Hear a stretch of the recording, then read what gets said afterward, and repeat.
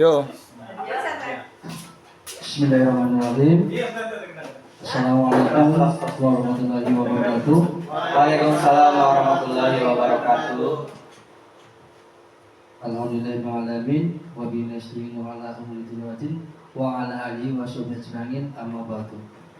Yang terhormat Bapak Kepala Sekolah SDN 2 Cinta Jaya atau yang mewakilinya, yang terhormat rekan-rekan guru segugus 3.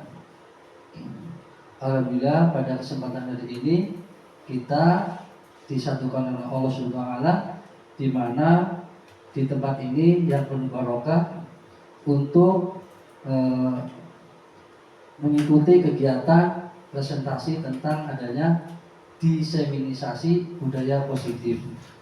Dan sholawat serta salam tak lupa kita curahkan kepada junjungan kita Habibana wa Nabiyana Muhammad sallallahu alaihi wasallam. Untuk yang selanjutnya, pada kesempatan hari ini saya selaku dari pengatur acara, yang pertama pembukaan, yang kedua sambutan kepala sekolah, dan yang ketiga penyampaian presentasi tentang diseminisasi budaya positif. Untuk meningkat acara yang selanjutnya, karena waktu sudah siang, kita lanjutkan dengan acara pembukaan. Mari kita bersama-sama mengucapkan basmalah bersama-sama. Bismillahirrahmanirrahim. Alhamdulillahirrahmanirrahim. Acara telah kita buka bersama. Dan kemudian untuk meningkat acara yang selanjutnya, yaitu sambutan dari Kepala Sekolah SD Negeri 2 Cinta Jaya atau yang mewakilinya. Untuknya kami persilakan. Sini Pak, ke depan Pak.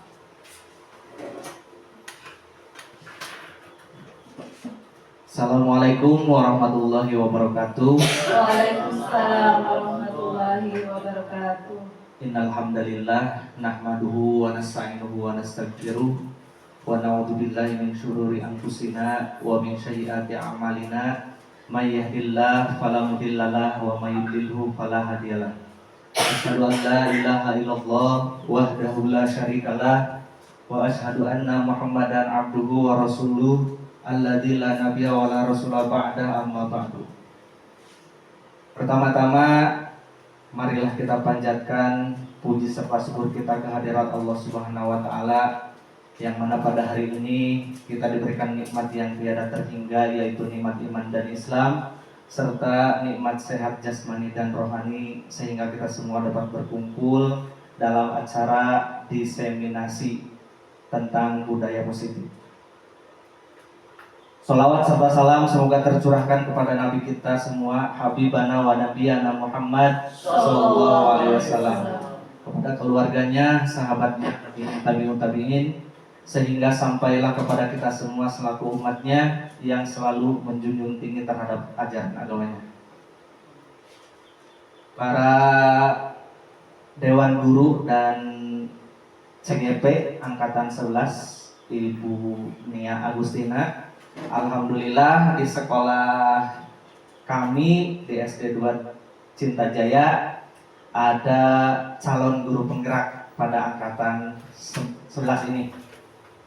Mudah-mudahan dengan adanya CGP Angkatan 11 ini dapat memotivasi guru-guru yang lain untuk mengikuti CGP Angkatan berikutnya. Baik, supaya tidak panjang lebar, tidak terlalu panjang, sambutan dari saya atas nama Bapak Kepala Sekolah. Kebetulan hari ini Bapak Kepala Sekolahnya ada acara di luar, kemudian mewakilkan kepada saya untuk menyampaikan sambutannya dalam acara diseminasi ini.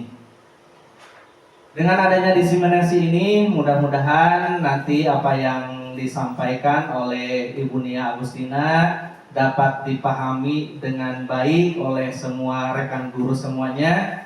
Mudah-mudahan setelah nanti Bunia selesai tugasnya dalam CGP disusul oleh guru-guru yang lainnya. Mudah-mudahan dari SD 2 Cinta Jaya ini semuanya ikut CGP dan lulus. Amin. Mungkin hanya itu yang bisa saya sampaikan.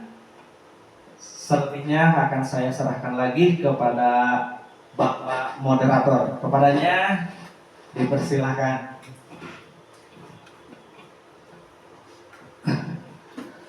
Baik, terima kasih Bapak Kepala Sekolah yang telah memberikan sambutannya, dan di mana harapan dari Bapak Kepala Sekolah mudah-mudahan bisa terwujud tentang adanya calon guru penggerak angkatan 11 ini menjadi perubahan di sekolahnya, dan mudah-mudahan untuk yang lainnya bisa menjadi termotivasi tentang adanya calon guru penggerak yang saat ini. Amin.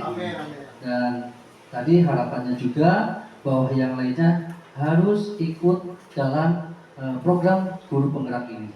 Untuk sekali lagi atas nama hadirin saya ucapkan terima kasih kepada Bapak Kepala Sekolah. Untuk meningkat acara yang selanjutnya yaitu acara inti, di mana presentasi tentang diseminasi budaya positif yang akan disampaikan oleh Nia Agustina. Untuknya dipersilakan.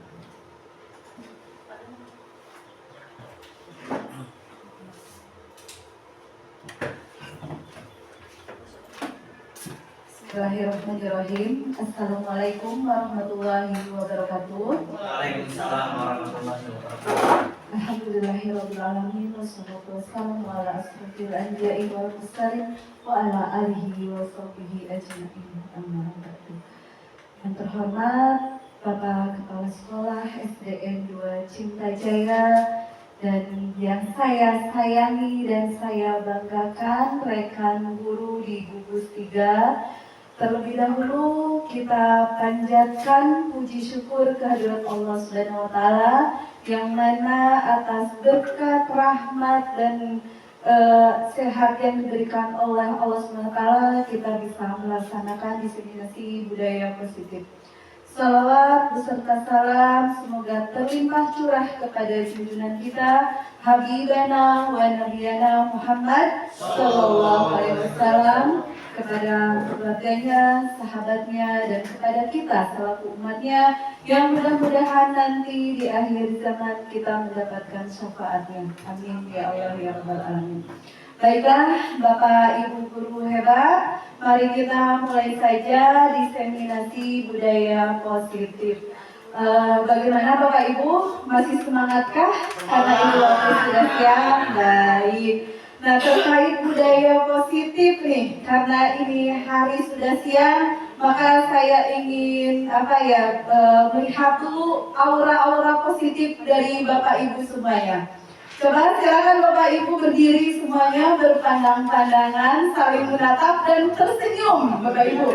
Silakan Bapak Ibu, saya persilakan Bapak Ibu semuanya berdiri dulu, dilihat teman, silakan saling berpandangan dan tersenyum. Ya, tersenyum Bapak Ibu, biar kita melihat aura positifnya ya, karena yang akan kita bahas ini adalah tentang budaya positif. Nah, coba lihat bagaimana senyumnya Ibu Ai, Ibu Elis, Bapak Iwan. Iya, alhamdulillah ya, Bapak Ibu masih semangat, sudah terlihat aura positifnya. Baik, silakan duduk kembali. Bapak Ibu, di sini saya akan memberikan dulu pertanyaan pemantik nih. Di sini ada pemberian hukuman dapat mendisiplinkan siswa. Apakah Bapak Ibu setuju? Menurut Bapak Ibu silakan. Tidak. Belum tentu. Baik, Pak Roy bagaimana? Oh, itu menjawab. Iya, boleh. Pak Mantri gitu. Tergantung dilihat dari konteksnya. Ya, konteksnya. Ibu Rat, bagaimana? Setuju atau tidak?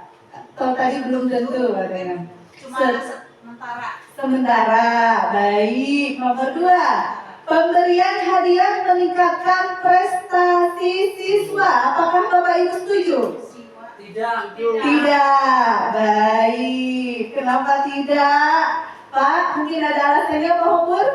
Karena kalau memberikan suatu hadiah itu bukan meningkatkan sebuah prestasi, tapi sebuah tindakan untuk hanya mengelabui dari siswa mau berbuat. Oh iya betul, jadi intinya untuk pemberian hadiah itu hanya bersifat jangka pendek begitu ya Bapak Ibu.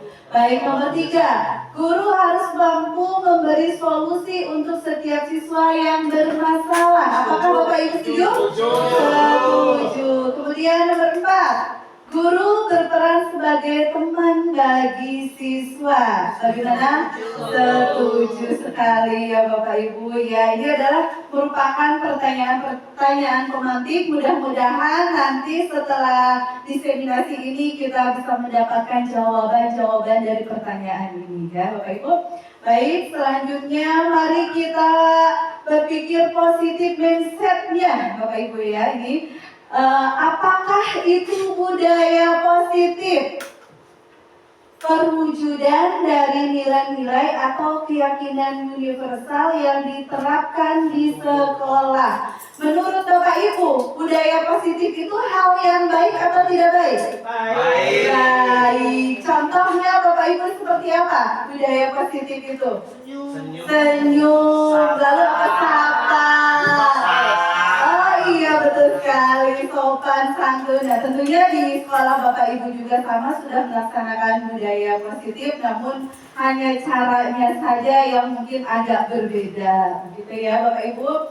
Kemudian dari konsep-konsep ini untuk menciptakan budaya positif, yaitu ada yang disebut dengan disiplin positif, kemudian ada motivasi perilaku manusia, ada keyakinan kelas atau keyakinan sekolah, kemudian ada kebutuhan dasar manusia, dan juga ada posisi kontrol seorang guru, dan yang terakhir ada segitiga restitusi. Baik Bapak Ibu, nih dari konsep inti ini yang menurut Bapak Ibu yang asing itu yang mana ya?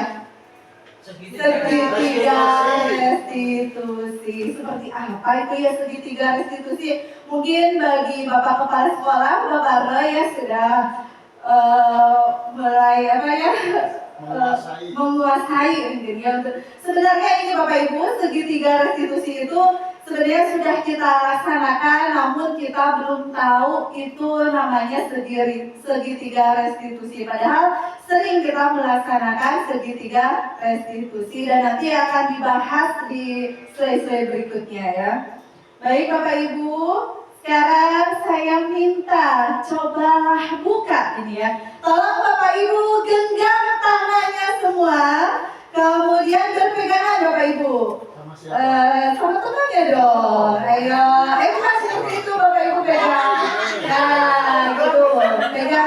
Dipegang dulu ya. Nah, pegang semuanya Bapak Ibu. Maaf, bukan seperti itu. Gini dulu ya, nanti. Nah, di gini pegang. Jangan diaduin, pegang kayak gini ya. Digenggam dulu, digenggam.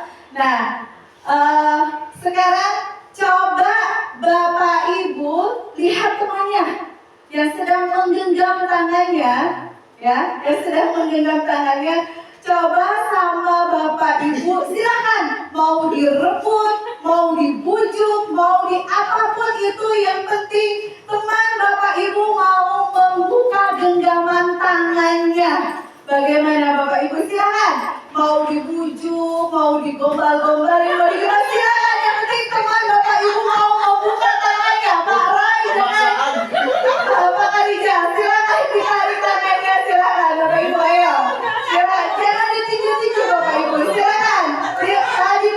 Dibuka. Mau apakah teman Bapak Ibu mau membuka tangannya? Silakan, genggamannya dibuka atau tidak? Silakan Bapak Ibu.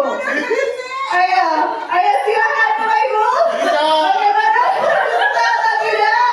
Baik, Bapak Ibu tidak mau ya, tidak mau. Nah ini sebenarnya adalah posisi kontrol dalam diri kita. Yang mengontrol segala sesuatu itu adalah diri kita sendiri. Seperti tadi, Bapak Ibu tetap menggenggam tangannya ya, tidak terpujuk, rayuan temannya. Nah, atau apakah mungkinkah Bapak Ibu membuka tangan? Mungkin. Atau mungkinkah Bapak Ibu tetap menggenggam tangannya? Bisa jadi. Kenapa? Karena itu adalah kontrol dalam diri kita sendiri. Jadi bukan orang lain yang mengontrol kita, namun diri kita sendirilah yang mengontrol keadaan kita. Mau seperti apa, mau ini, mau itu adalah kontrol yang ada dalam diri kita. Seperti tadi yang Bapak Ibu lakukan, walaupun dibujuk rayu, walaupun dipaksa-paksa Ibu, Bapak tetap menggenggam tangannya. Itu adalah posisi kontrol dalam diri. Baik Bapak Ibu, dilanjutkan.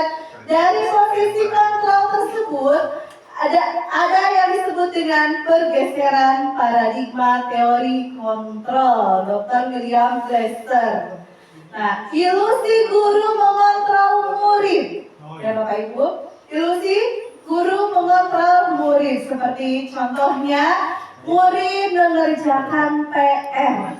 Itu bukan karena guru yang mengontrol, tapi merekalah yang mengontrol diri sendiri. Sehingga mereka mau mengerjakan PR atau mereka mau melaksanakan keyakinan kelas. Itu adalah yang mengontrol diri sendiri. Kemudian, ilusi bahwa semua pengetahuan positif, efektif, dan bermanfaat. Betul tidak Bapak Ibu? Ilusi bahwa semua penguatan positif, efektif, dan bermanfaat. Kemudian, ilusi bahwa kritik dan membuat orang merasa bersalah dapat menguatkan karakter. Betul? Setuju atau tidak ini Bapak Ibu? Bagaimana tidak? Ya contohnya misal ada anak kesiangan pakai sepatu warna putih, seharusnya sepatu warna hitam. Nah, kita langsung menjustis anak tersebut.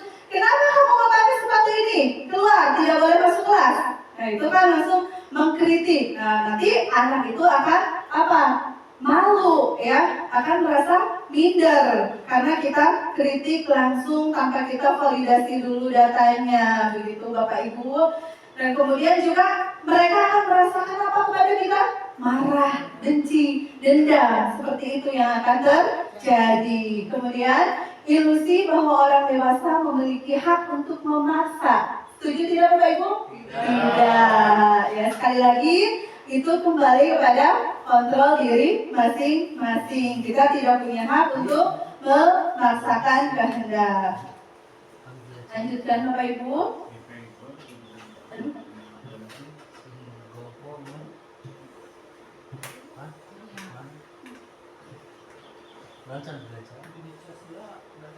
Baik.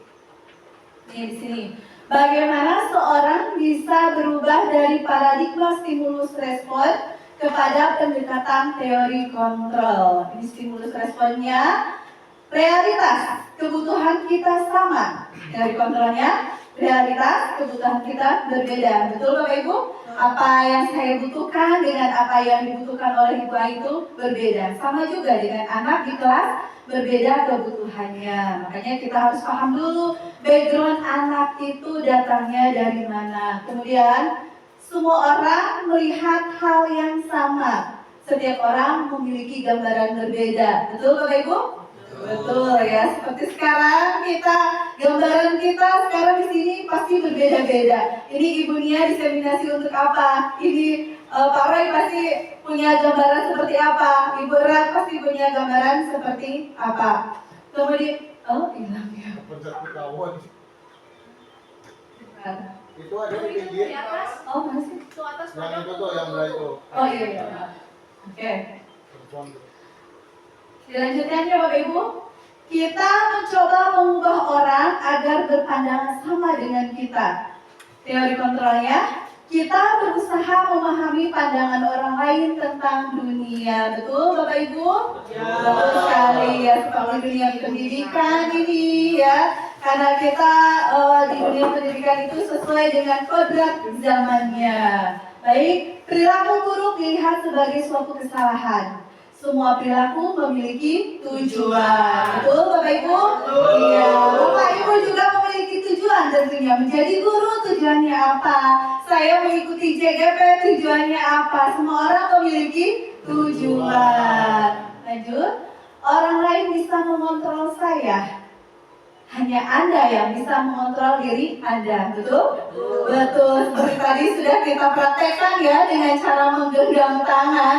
Walaupun dibujuk-bujuk oleh temannya, kita tetap mengontrol diri untuk tidak membuka. Selanjutnya, pemaksaan ada pada saat bujukan gagal. Kolaborasi dan konsensus menciptakan pilihan-pilihan baru. Betul, Bapak Ibu? Setuju? Ya. Model berpikir menang kalah. Model berpikir menang menang. Kenapa seperti itu? Apakah ada yang tahu, Bapak Ibu? Silakan, Pak Hobur. Ada yang berpendapat model berpikir menang menang? Kalau berpikir, Boleh dipakai mic-nya. terima kasih. Ya. Untuk model berpikir menang kalah, di mana salah satunya nanti ada yang kecewa tentang kekalahannya dan akan merasa bangga dengan kemenangannya. Tetapi kalau menang-menang itu tidak ada diskriminasi, di mana semuanya sama. Iya, tepat sekali Pak Hobur, tepuk tangan ya. Model berpikir menang-menang itu semuanya sama, tidak ada yang kalah, tidak ada yang menang. Ya, menang semua jadinya ya Bapak Hobur. Baik, dilanjutkan Bapak Ibu. Disiplin positif merupakan salah satu cara penerapan disiplin yang bertujuan untuk menumbuhkan kesadaran serta memberdayakan anak untuk melakukan sesuatu tanpa sogokan, ancaman maupun hukuman. Bapak Ibu, saya yakin di sekolah Bapak Ibu juga sudah menerapkan disiplin positif ya. Lalu, dari disiplin positif ini bertuju kepada nilai-nilai kebajikan yang universal, yaitu di mana ada profil pelajar Pancasila yang ada berapa elemennya ya Bapak Ibu? Ada 6. Beriman, bertakwa kepada Tuhan Yang Maha Esa dan berakhlak mulia. Kemudian berkebinekaan global, bergotong royong, kreatif dan bernalar kritis. Mandiri. Nah, ini dari disiplin positif itu muaranya adalah mendapatkan nilai-nilai kebijakan yang universal dari profil pelajar Pancasila. Bapak Ibu.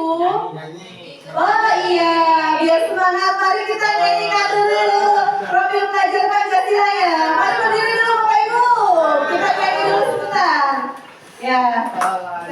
Pancasila beriman dan bertakwa pada Tuhan Yang Esa dan berakhlak mulia, berkebinekaan global, gotong royong mandiri, kreatif dan bernalar kritis. Baik, terima kasih Bapak Ibu, sarannya bagus sekali. Ya, ini sudah biasa Bapak Ibu nyanyikan ketika di kelas bersama anak-anak ya, supaya anak-anak lebih semangat lagi. Seperti kita sudah siang pun kita masih tetap semangat.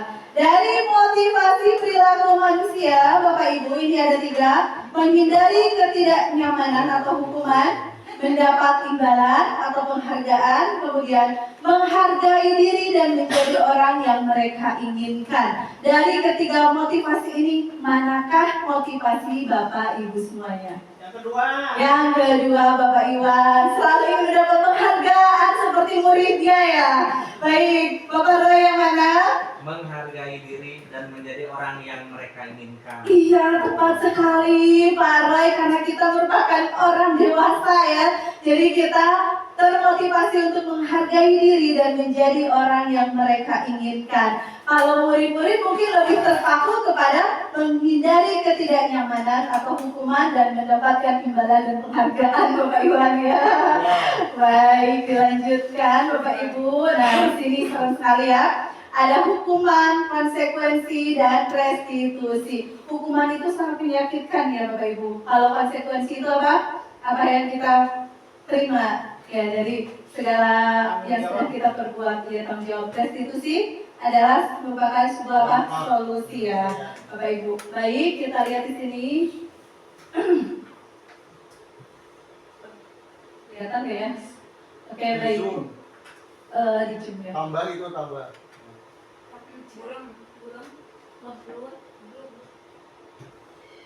Pakai yang tambah. Kelihatan lah. Kelihatan ya, baik sedikit ya.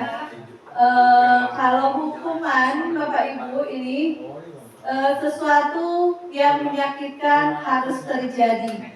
Kalau konsekuensi sesuatu harus terjadi, sedangkan restitusi adalah merupakan pilihan, Bapak Ibu tadi ya. Kemudian ada posisi sisi negatif dan ada positifnya serta netralnya. Seperti apa? Negatifnya, awas kalau dilakukan lagi ya. Nanti awas kamu. Itu merupakan apa Bapak Ibu? Ancaman. Ya, kalau netral, lakukan apa yang saya katakan. Nah, itu berlaku netral. Kemudian kalau positifnya apa? Apakah hal ini yang sesungguhnya ingin kamu lakukan? Seperti itu ya Bapak Ibu. Kemudian tidak nyaman untuk murid atau anak dalam jangka panjang. Nah, konsekuensinya tidak nyaman untuk murid anak untuk jangka waktu yang pendek. Restitusinya menguatkan murid atau anak dalam jangka panjang. Oke, mode paksa ini seperti apa ya Bapak Ibu?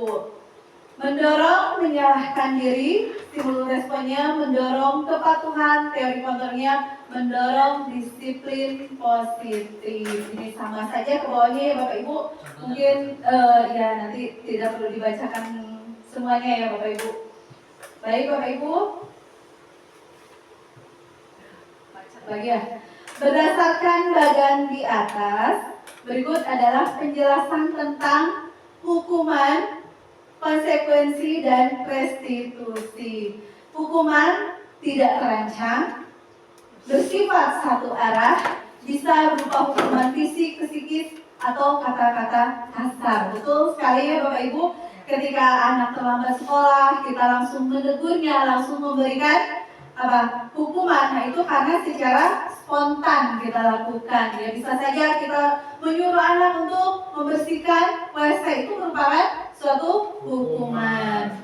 Konsekuensi bersifat terencana, sudah disepakati bentuk-bentuk konsekuensi pihak guru atau sekolah. Kemudian restitusi adalah proses menciptakan kondisi bagi murid untuk memperbaiki kesalahan mereka sehingga mereka bisa kembali pada kelompok mereka dengan karakter yang kuat. Ya Bapak Ibu, jadi yang manakah yang akan kita lakukan di sekolah ini Bapak Ibu? Hukumankah, konsekuensi atau restitusi? Yang paling bagus restitusi. Ya, tepat sekali. Ya, sudah melekat sekali rupanya dalam pemikiran Bapak Kepala Sekolah ya. Yang paling tepat itu adalah merupakan restitusi. Tepuk tangan untuk Bapak Kepala Sekolah, Bapak Ibu. Terima kasih. Iya, Bapak Kepala Sekolah. Nah ini, aduh macet ya. Pakai itu aja tuh yang tanda tunjuk. Ya. Simpan. Oh, iya. Dipencet itu slide-nya aja Bu, yang paling kiri itu. Oh, iya. Sama aja. Kalau yang untuk panangan nanti. Dia kan nggak minggu di Jumat tuh tarik dari dia kan tajam Macet dong. Baik, sambil berjalan ya Bapak Ibu, ini hukuman atau konsekuensi ya. Lari mengelilingi lapangan basket 2 kali karena terlambat hadir di sekolah. Hukuman atau? Hukuman. Oke, hukuman atau?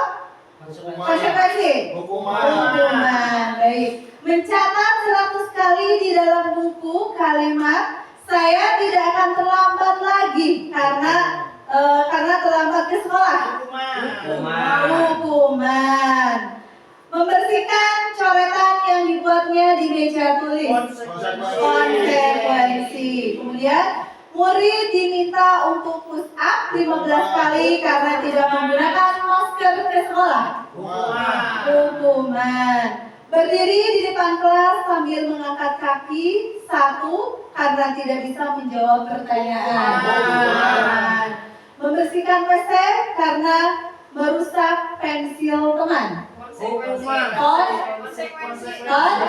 Konsekuensi, ya betul sekali Bu Yeni. Lari keliling lapangan karena terlambat 10 menit saat pelajaran PJOK. Konsekuensi. Ayo, Bapak Ibu. Hukuman. Jadi konsekuensi atau hukuman? Konsekuensi. Hukuman. Hukuman atau konsekuensi Bapak Harijal? Kalau atas kesadarannya sendiri dan ia ingin mempertanggungjawabkan, mungkin itu konsekuensi. Konsekuensi. Menurut Pak Harijal konsekuensi. Menurut Kalau kesadarannya sendiri. Kalau Tapi kalau menentukannya guru olahraga. ini kan hukuman. lari keliling karena diperintah ya, karena diperintah. Jadi merupakan hukuman. Ya baik. Kalau diperintah, Konsekuensi. nggak ada diperintah.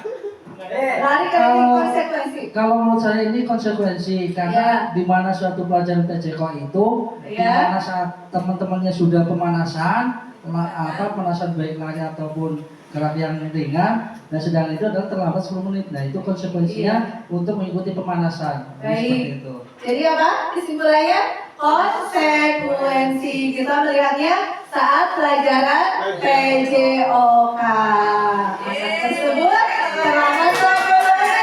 Terima kasih Bapak Hopul. Tepat sekali ya. Berarti Bapak Hopul dari tadi memperhatikan materi pelajaran PJOK. Iya, baik. Dilanjutkan. Dihukum oleh penghargaan. Nah, ini ya, dihukum oleh penghargaan. Rata-rata kita selalu memberikan hukuman atau penghargaan ya. Pengaruh jangka pendek dan jangka panjang. Kalau kita memberikan penghargaan itu berpengaruh dalam jangka pendek dan jangka panjang. Ada yang bisa mencontohkan? Mungkin Bapak Kepala Sekolah? Silakan Bapak Kepala Sekolah.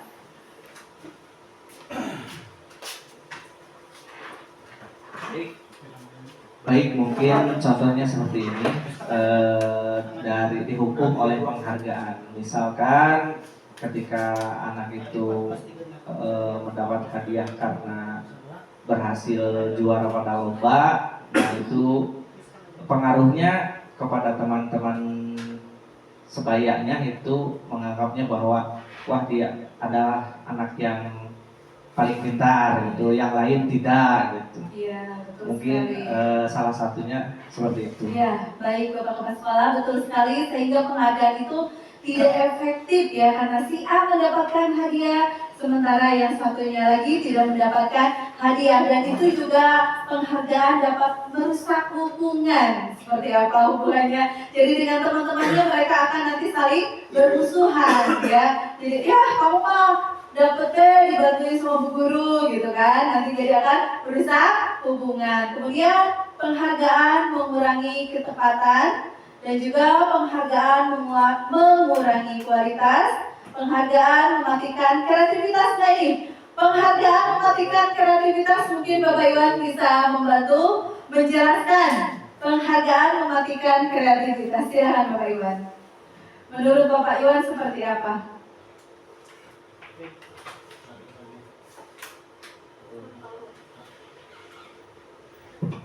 Ya, terima kasih.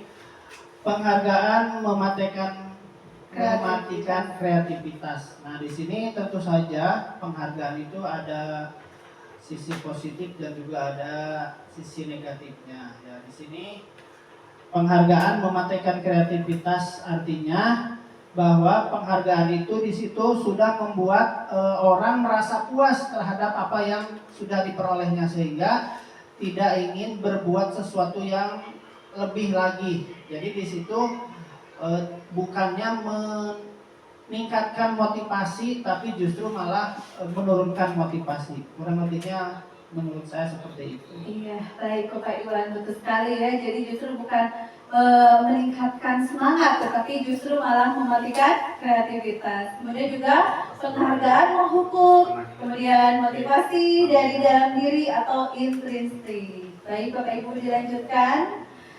Mengapa keyakinan kelas bukan peraturan kelas? Nah, ini juga merupakan pertanyaan pemantik ya Bapak Ibu, silakan. Mengapa keyakinan kelas bukan peraturan kelas? Boleh Bapak Ibu menjawab? Oh, Pak Heri ya, tolong mangga. Baik, siapa yang mau menjawab? Ibu Ai? Bu Ai Dewi. Ibu Ai? Oke, terima kasih Ibu Ai. Silakan semangat ya. Masih semangat kan Bapak Ibu? Masih ya. Mengapa keyakinan kelas bukan peraturan kelas? Coba ayo. Mengapa keyakinan kelas bukan peraturan kelas? Iya.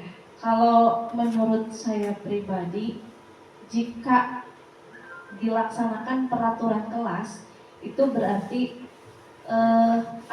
perintah yang memaksa anak untuk melakukan tindakan yang sesuai dengan peraturan kelas tersebut. Tetapi jika keyakinan kelas itu akan membuat anak itu membiasakan sesuatu yang positif. Jadi tidak ada paksaan di sana, karena kita membentuk keyakinan kelas bersama. Itu mungkin kira-kira Bu. Nah, terima kasih. Ada yang mau menambahkan?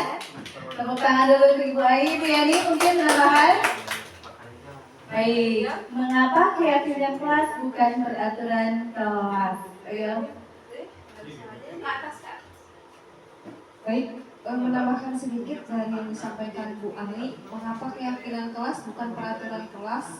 Betul tadi seperti yang disampaikan, kalau peraturan itu mengikat dan memaksa anak ya untuk mematuhi. Tapi kalau keyakinan kelas itu anak itu meyakini bahwa hal itu positif dan memang harus dilakukan. Kemudian dia dari keyakinan itu dia menyadari bahwa itu adalah hal yang memang seharusnya dilakukan. Ya, nah itu tangan untuk Ibu Ai dan Ibu Yani. Nah, sedikit saya menambahkan ya, betul sekali yang dikatakan oleh Ibu Ai dan Ibu Yani. Mengapa keyakinan kelas bukan peraturan kelas? Pada dasarnya, kalau peraturan kelas, peraturan sekolah itu dibuat oleh guru secara sepihak. Kalau keyakinan kelas dibuat dengan secara bersama-sama. Jadi nanti nilai positifnya itu akan muncul dalam diri anak. Kalau mereka melanggar keyakinan kelas, berarti mereka melanggar keyakinan yang telah dibuatnya sendiri. Seperti itu ya Bapak Ibu. Ini lihat di sini. Mengapa kita memiliki peraturan tentang penggunaan helm pada saat mengendarai kendaraan roda 2 atau motor? Bapak Ibu, bagaimana? Mengapa kita memiliki peraturan tentang penggunaan helm pada saat mengendarai kendaraan roda 2 atau motor? Untuk keselamatan. Untuk keselamatan. Pada awalnya itu merupakan peraturan atau keyakinan? Peraturan. Iya, itu karena sudah dibuat ya oleh pihak pemerintah. Kemudian, mengapa kita memiliki peraturan tentang penggunaan masker dan mencuci tangan setiap saat? Itu peraturan atau keyakinan Bapak Ibu pada awalnya? Peraturan. Awalnya Iya. peraturan. Kenapa?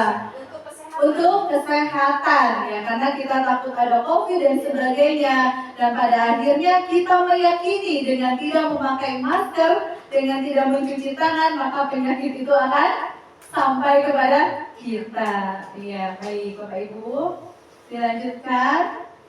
Ini tentang keyakinan kelas ya, bahwa keyakinan kelas dibuat berdasarkan kesepakatan antara guru dan siswa dan bersifat universal. Kemudian peraturan biasanya dibuat oleh guru, bersifat satu arah. Seperti tadi, kenapa saya menanyakan dulu ya, kenapa keyakinan bukan peraturan? Karena keyakinan itu dibuat berdasarkan kesepakatan antara guru dan siswa dan bersifat universal, sedangkan peraturan biasanya dibuat oleh guru, bersifat satu arah.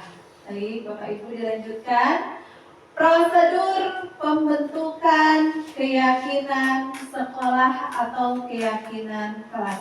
Saya yakin Bapak Ibu semuanya sudah membuat keyakinan kelas. Betul Bapak Ibu? Betul sekali ya. Namun mari kita menyamakan pendapat di sini.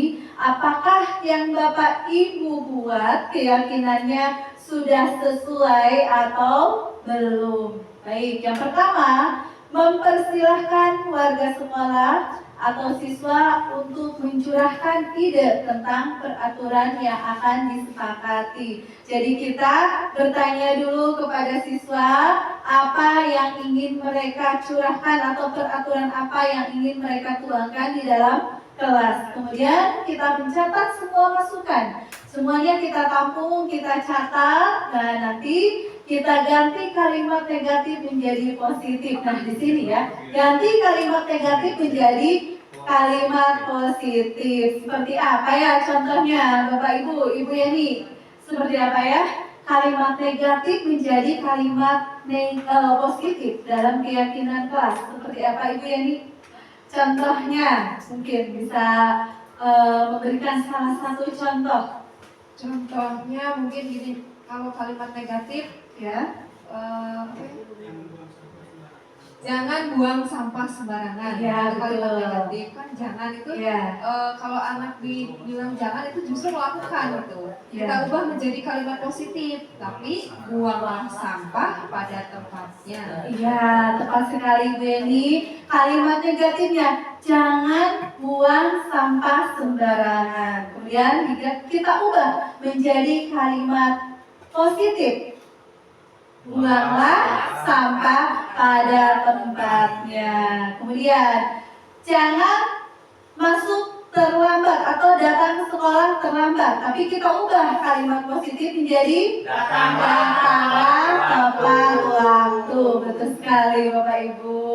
Kemudian tinjau kembali curahan pendapat yang terkumpul dan susun menjadi keyakinan kelas. Mari kita tinjau ulang. Jadi jangan hanya 1 atau 3 ya kesepakatannya. Berkisar antara 3 sampai 10. Kita susun misalkan kalau misalnya tentang disiplin waktu, kita urutkan disiplin waktu. Atau misalnya tentang cinta dan kasih sayang kepada teman, kita susun lagi, diurutkan seperti itu ya.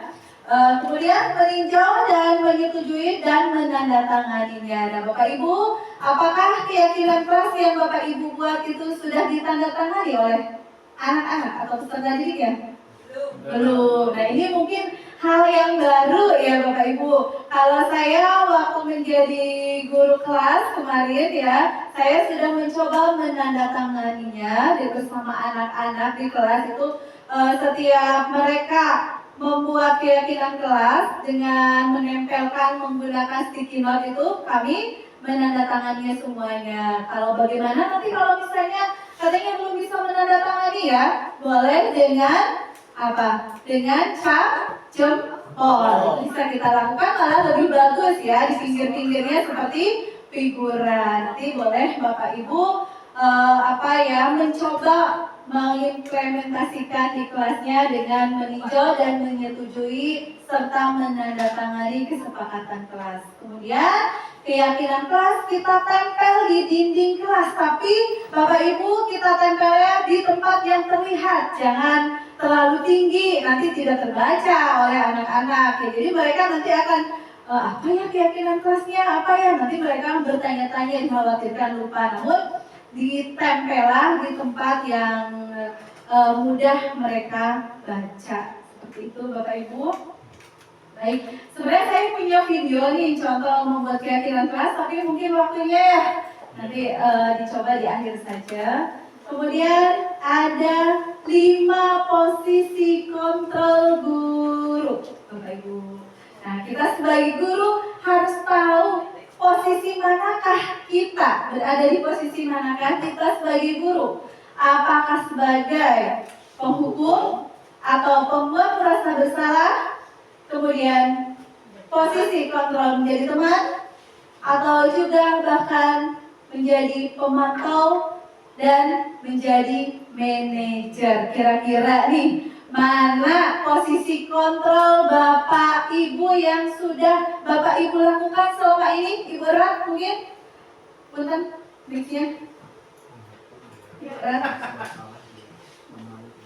Silahkan pilih menurut Ibu yang sudah Ibu lakukan yang mana posisi kontrolnya?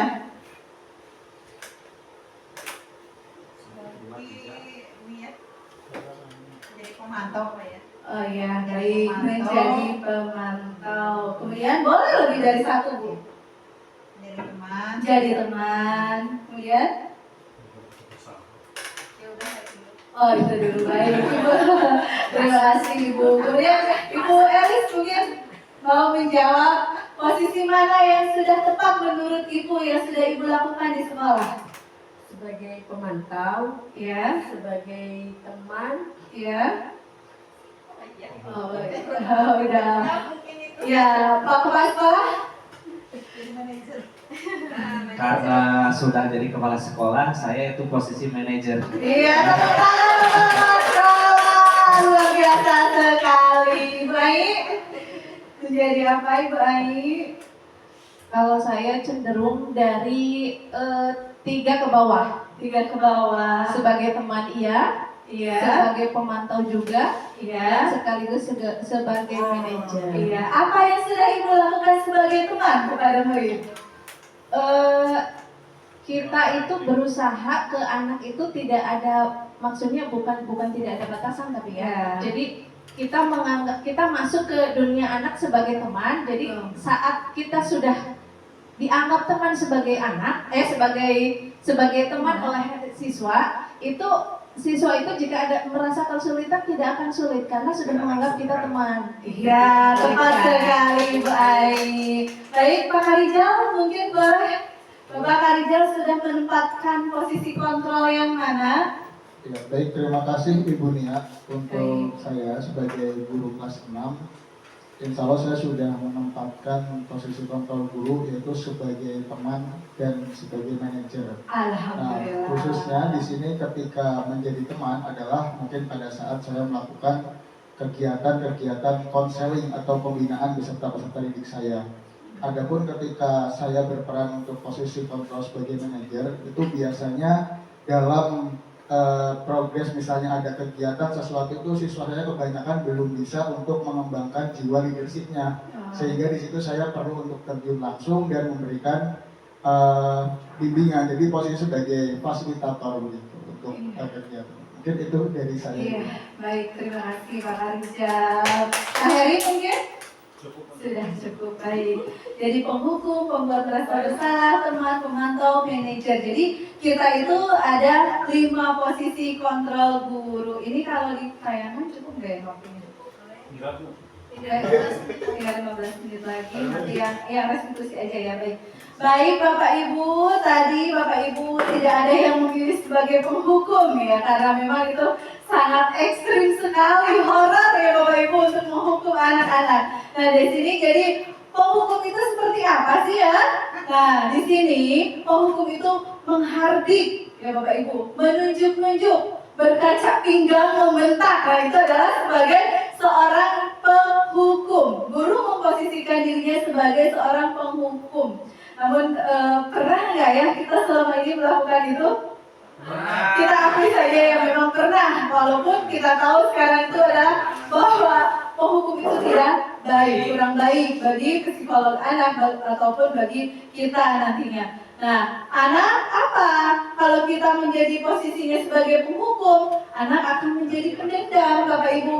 Nanti memorinya akan kuat anak itu ya, sampai tua pun dia itu akan mengingat bahwa dia pernah kita lakukan tidak baik atau pernah kita marah-marahin, pernah kita bentak-bentak, bahkan pernah kita menunjuk-nunjuk sampai menghardik. Itu akan kuat dalam memori anak sehingga mereka akan dendam kepada kita. Kemudian tidak menyukai guru atau maupun guru tertentu ya seperti bidang pelajaran gitu. Nah, untuk pembuat merasa bersalah, suara lembut namun menyalahkan siswa. Nah, seperti gimana ya? Ada yang mau mencontohkan? Ibu-ibu biasanya. Iya, itu ibu-ibu biasanya ya. Padahal suaranya lembut tapi menyalahkan gitu. Kayak, kenapa kamu terlambat? Gitu kan? Nah, ya kamu salah sih, tidurnya malam. Padahal tidak boleh seperti itu. Sudah suaranya lembut tapi menyalahkan. Guru menyatakan kesalahan pada siswa dan guru menderita. Kamu nggak kasihan ya sama ibu, gitu kan? Nanti ibu dimarahin sama kepala sekolah. Itu padahal lembut, tapi ternyata itu adalah posisi kontrol sebagai pembuat merasa bersalah. Jadi anak itu akan diam nantinya, dia akan merasa bersalah. Padahal itu kurang baik dan sehingga dampaknya itu membuat siswa merasa bersalah, rendah diri dan menarik diri. Dia akan diam saja di kelas, tidak mau bergabung dengan yang lainnya karena sudah kita beri apa tadi pembuat merasa bersalah. Nah ini tadi posisi kontrol ibu ayah, teman. Guru bersikap ramah, iya betul. Walaupun di sekolah, di luar sekolah kita harus tetap ramah kepada anak. Kemudian cenderung bersanda gurau untuk menghangatkan suasana. Betul Ibu Ai? Seperti itu? Iya. Namun sebagai teman pun kita memiliki dampaknya seperti apa? Murid bergantung pada satu orang. Ya itu tepat sekali terjadi ya Bapak Ibu. Dari kelas 3 misalnya diwali kelas oleh Ibu Ai, karena Ibu Ai posisinya sebagai teman. Nah nanti sampai kelas 4 masih bakas itu, saya nggak mau ganti guru, saya pindah sama Ibu Ai, pasti seperti itu ya, itu bapaknya. Dan kemudian membuat siswa tidak mandiri, jadi ketergantungan ya, mau ke WC aja Ibu Ai antar ke WC, gitu. Bu ada yang nangis, cari-cari ke kantor ya, karena itu mereka tidak memiliki jiwa mandiri. Nah itu mungkin dampaknya kita menjadi posisi kita menjadi teman bagi anak-anak. Kemudian pemantau, tadi Bu erat ya memantau. Nah ini dampak apa ya? Nada bicara dan ekspresi datar ya. Kalau Bu erat datar ya bicaranya ya, betul sekali. Identitas berhasil. Kemudian pemantau tetap memantau saat siswa diberi sanksi. Jadi Bu erat tetap walaupun dia memberikan sanksi tapi terus saja mencari-cari gimana nih menggali-gali anak tersebut ya. Tetapi apa dampaknya? Menghitung hadiah atau hukuman yang diberi tanpa melihat nilai kebajikan, yaitu dampaknya dari pemantau. Tidak sepenuhnya mandiri ya begitu. Jadi tidak sepenuhnya mandiri, ada jiwa mandirinya tapi tidak sepenuhnya mandiri. Tetap meminta dilihat oleh ibu gurunya. Seperti iya, ini benar nggak Bu? Ini salah nggak Bu? Nah itu ya, jadi tidak percaya diri, mandirinya kurang. Baik, tadi Bapak Kepala Sekolah menjadi manajer. Suara netral, betul sekali ya Bapak Kepala Sekolah kita. Suaranya netral ya, luar biasa. Terus kemudian tercipta identitas positif atau berhasil. Nah ini dari seorang manajer ya. Mengajukan pertanyaan bermakna. Jadi Bapak Kepala Sekolah sudah memposisikan dirinya sebagai manajer. Jadi ketika ada yang kesiangan gurunya, yang terlambat gurunya, dia tidak langsung menghukum, tidak langsung menjadi pembuat rasa bersalah, namun memvalidasi dulu identitasnya dan masalahnya. Kemudian membantu siswa memecahkan masalah. Ibu Ai kenapa terlambat gitu kan? Nanti Bapak Kepala Sekolah bertanya seperti itu. Lagi pusing, nungguin bapaknya gak pulang-pulang. Ya begitu ya. Nah ini ada dampaknya. Murid mandiri ya. Jadi ketika kita beri solusi, murid itu akan percaya diri, akan mandiri, kemudian pede memecahkan masalah sendiri. Nah, dia akan mencoba memecahkan masalah sendiri dengan ide-idenya sendiri. Baik Bapak Ibu. Kemudian setelah ada 5 posisi kontrol, nah di sini ada kebutuhan dasar manusia. Baik. Ada berapa ya kebutuhan dasar manusia? Ada 5. Yang pertama, bertahan hidup. Kemudian kasih sayang dan rasa diterima.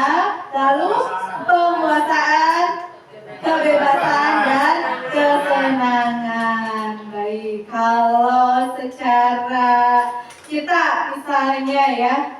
kita apa ya namanya itu berkembang. Kalau hewan ya berkembang biak ya. Kita kalau melestarikan keturunan itu merupakan sebab bertahanan hidup, bukan ya? Ya. Iya, betul sekali, seperti kita supaya berkembang biak. Iya, bertahan intermezzo ya, sedikit ya, bertahan hidup, maaf ya, Ibu Elis. Itu merupakan bertahan hidup ya, kita sama-sama membutuhkan suami, membutuhkan istri, istri membutuhkan suami, itu merupakan ya, bertahan hidup. Membutuhkan kopi ya. Oke, baik Bapak Ibu. Ada yang bawa umur. Ada yang di bawah umur, baik. Aku senang main kejar-kejaran dengan ibu guru. Seru. Apa itu Bapak Ibu? Kesenangan, kebebasan, penguasaan, atau kasih sayang? Kesenangan. Ibu kejar aku karena ibu guru sayang aku. Kasih sayang. Ini dari sayang aku itu juga sudah menunjukkan bahwa itu merupakan kasih sayang dan rasa diterima. Aku hebat kan bisa bikin ibu guru kejar aku. Penguasaan, mereka percaya diri, mereka itu mampu sehingga bapak ibu guru mengejarnya. Ya, aku bosan belajar mewarnai terus di dalam kelas.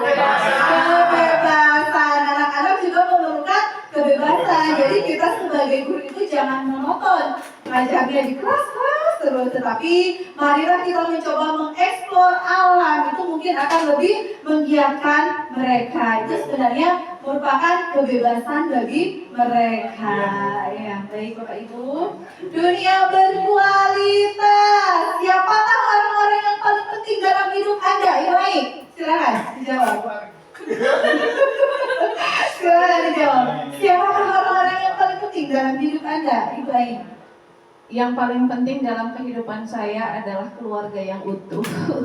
Amin. Keluarga yang utuh. Ingat ya Bapak Iwan, keluarga yang utuh kata Ibu Ain.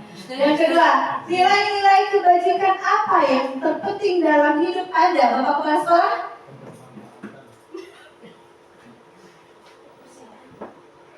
Nilai kejujuran. Alhamdulillah, nilai kejujuran. Kenapa Bapak Kepala Sekolah menjawab nilai kejujuran? Karena dalam hidup ini memang kita harus didasari dengan kejujuran yang kita miliki. Jadi diutamakan kejujuran terlebih dahulu. Kemudian selanjutnya itu bisa menciptakan nilai-nilai kebajikan yang lain. Iya, betul sekali. Bisa menciptakan nilai-nilai kebajikan yang lain. Terus dari satu lagi kejujuran, ya. nilai kebajikan yang paling bagus itu yang bermanfaat untuk orang lain. Iya, betul sekali. Khairun nas anfa'uhum linnas. Aduh, hadisnya luar biasa. Ya, jadi kejujuran itu membawa keselamatan kita di dunia maupun di akhirat. Oke, dilanjutkan. Kalau Anda menjadi orang yang ideal, karakter atau sifat yang Anda paling inginkan ada pada diri Anda, apa pencapaiannya, Bapak Iwan? Silakan.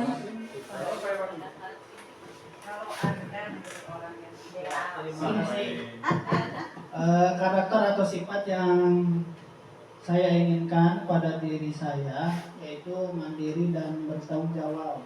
Iya. Apa pencapaian Anda yang Apa pencapaiannya? Anda banggakan? Saya Apa pencapaiannya? Pencapaiannya. ya itu kayaknya kurang di enter itu. Oh, iya, iya, maaf. Ya. Mungkin karakter atau sifat yang saya inginkan itu mandiri dan bertanggung jawab. Oke, baik. Terima kasih. Oke, Pak Kerja, apa pekerjaan ideal bagi Anda? Ceritakan bagaimana perjalanan hidup Anda, di mana Anda merasa itulah titik puncak hidup Anda, apa yang paling bermakna dalam hidup Anda. Silakan Bapak.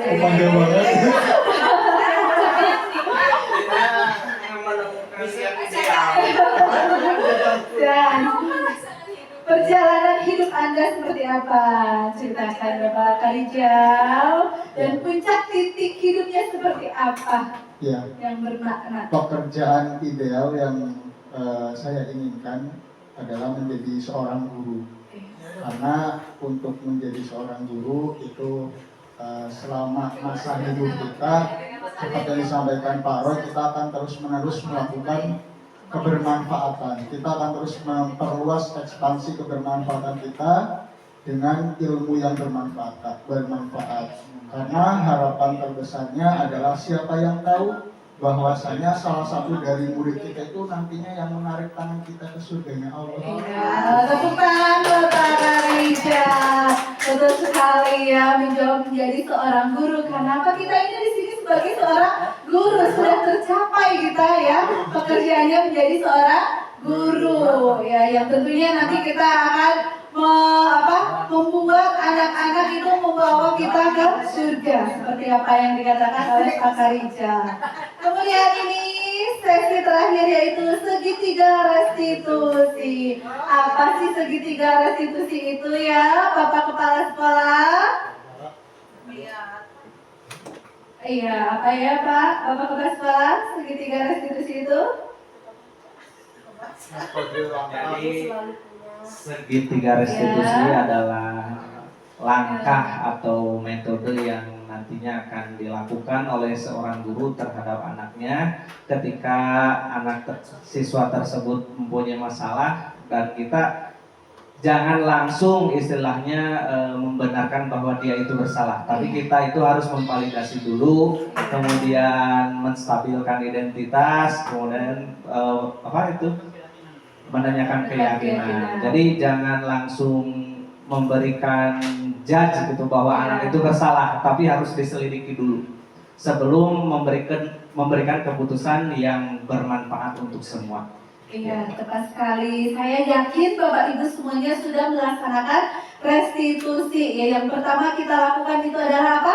Menanyakan keyakinan. Yang pertamanya dulu menstabilkan identitas. Kemudian apa? Memvalidasi data. Yang terakhir kita menanyakan keyakinan. Apakah yang anak itu perbuat sudah sesuai dengan keyakinan yang kita buat? Nah, kalau belum maka kita carikanlah solusi bagi anak tersebut. Baik, ini ada videonya tapi rasanya mungkin waktunya sudah habis ya Bapak Ibu. Terima kasih, barangkali tadi Ibu Rat sudah mengacung-acungkan tangan mau bertanya, silakan Ibu Rat, mungkin ada pertanyaan sedikit katanya dari tadi. Silakan Ibu Rat. Begini ya, saya guru kelas 1. Nah, bagaimana cara memberikan keyakinan, karena di kelas 1 itu masih banyak yang belum bisa membaca atau menulis. Iya, terima kasih Ibu Rat. Saya akan mencoba menjawab pertanyaan dari Ibu Rat. Bagaimana membuat keyakinan di kelas 1 karena masih banyak anak yang belum bisa baca ataupun menulis ya. Baik, kalau kelas 1 itu identiknya biasanya Bapak Ibu kelas 1, kelas 2 mungkin ini ya bisa diterapkan. Biasanya itu identiknya dengan gambar. Kita bisa membuat keyakinan kelas dengan menggunakan gambar. Contohnya apa? Misalnya tadi datang tepat waktu bisa kita gunakan gambar jam ya, dengan menunjukkan ke angka 7 misalnya, atau membuang sampah pada tempatnya, maka kita bisa menggunakan gambar tong sampah. Itu seperti itu Ibu Rat. Alhamdulillah ya, sudah selesai definisinya. Bagaimana ini saya kembalikan ke moderator untuk menutupnya.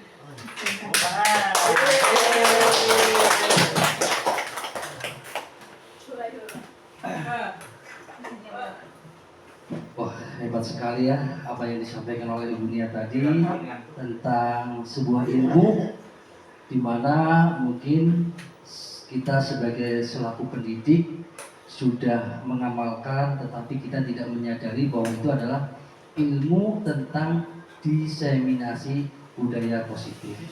Sekali lagi tepuk tangan untuk Ibu Nia. Dan alhamdulillah di penghujung acara, mudah-mudahan kita selaku guru kita bisa mengamalkan apa yang telah kita dapatkan tadi tentang ilmu yang disampaikan oleh Ibu Nia. Mudah-mudahan tadi sesuai dengan apa yang disampaikan oleh kepala sekolah, mudah-mudahan ini bermanfaat bagi kita semua. Amin. Ya Rabbal Alamin. Baik, karena waktu sudah menunjukkan untuk akhir dari acara ini, marilah kita tutup bersama dengan membaca hamdalah bersama-sama. Alhamdulillahirabbil alamin.